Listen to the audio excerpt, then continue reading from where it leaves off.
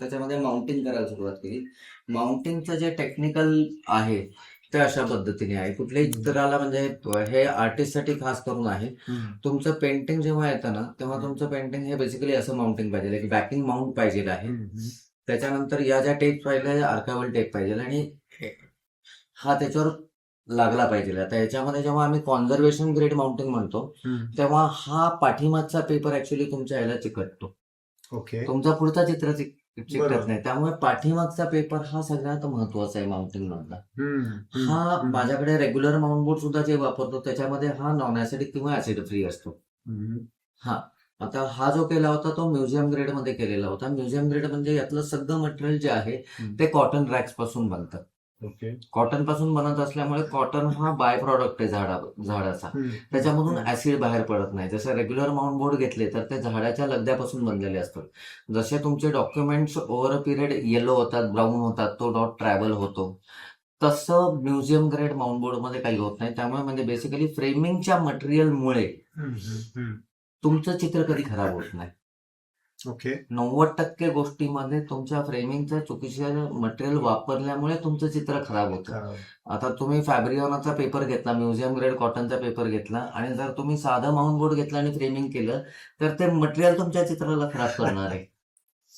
त्यामुळे योग्य माउंटिंग आणि बेसिक रूल फ्रेमिंग मधला मी JCF जेव्हा शिकवतो तेव्हा आम्हाला सरांनी शिकवलं, मी जे काय करीन ते मला परत करता यायला पाहिजे. तुमचं चित्र, आर्टिस्टचं चित्र त्याच्या हातामध्ये ओरिजिनल ज्या स्टेजमध्ये होतं, ज्या स्थितीमध्ये होतं, त्या स्थितीमध्ये द्यायला पाहिजे मी. तर हे जे काय माउंटिंग आहे, पाठीमागच्या बोर्डमुळे पहिला ऍडव्हान्टेज हा होतो की त्याला सपोर्ट मिळतो. पाठीमागून जो आपण हार्डबोर्ड लावतो त्यातला जो ऍसिड वगैरे आहे तो तुम्हाला इथं ट्रॅव्हल व्हायला होत नाही. या ज्या टेप आहेत या लिनिनच्या लिनको कंपनीच्या टेप्स आहेत. या मी आहे तशा रिमूव्ह करू शकतो, म्हणजे तुमचा पेपरचा कुठलाही पार्ट न खराब करता. त्यामुळे हे 100% रिव्हर्सिबल आहे. आणि हा असा विंडो आता युजली कसं करतात, या विंडोला चित्र लावतात आणि सेलोटेप लावतात. हा तर तुम्ही जेव्हा सेलोटेप काढणार आहे तर सेलोटेप मधल्या ग्लू मधला ऍसिड तुमच्या चित्राला खराब करणार आहे. हा तर त्या सगळ्या गोष्टी तुमचं चित्र किती वर्ष टिकायला पाहिजे हे तुमच्या हातात आहे. माझं म्हणणं प्रत्येक आर्टिस्टसाठी हेच आहे की फक्त क्रिएटिव्ह लोकांना ती मुभा असते गेल्यानंतर जिवंत राहायची. एक्झॅक्टली.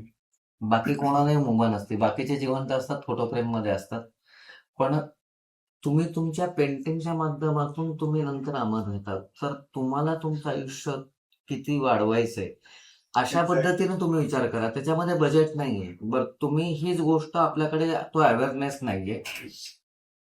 तुम्ही ज्या पद्धतीने मी एक्सप्लेन करतो प्रत्येक आलेल्या कस्टमरला, मी करतो, सीमा करतो की बाबा हे चित्र तुमचं या टाईपमध्ये आहे तर तुम्हाला या कॉन्झर्वेशन ग्रेड फ्रेमिंग किंवा म्युझियम ग्रेड फ्रेमिंग पाहिजे आहे. तर त्याच्यासाठी आम्ही जे तुम्हाला एक्सप्लेन करतो हे तुम्ही तुमच्या बाहेरला एक्सप्लेन करा. आमचा एक्सपिरियन्स असा आहे की आर्टिस्ट करत नाही, पण त्याचं व्हॅल्युएशन बघून जेव्हा कस्टमर आमच्याकडे येतं आणि त्याला मटेरियल सजेस्ट करतो तो करतो. जर तो करत असेल तर त्याला एक आहे, त्यांनी पैसे दिलेले असतात, ती इन्व्हेस्टमेंट असते. तेच जर आर्टिस्टनी केलं तर सेल पॉइंट ऑफ व्ह्यूनी हे बाहेरलाही समजणार आहे की आर्टिस्टला स्वतःच्या पेंटिंगची काळजी आहे. तुम्ही ती कॉस्ट वाढवू शकता, तुम्ही कॉस्ट वाढवण्याचं पाठीमागचं कारण देऊ शकता. हा पण जर त्या पद्धतीने केलं over a period, longer time period मध्ये 100% त्याच्यावर खूप मोठा इफेक्ट होईल आणि फरक पडेल. If you haven't subscribed yet, don't wait any longer. Subscribe now.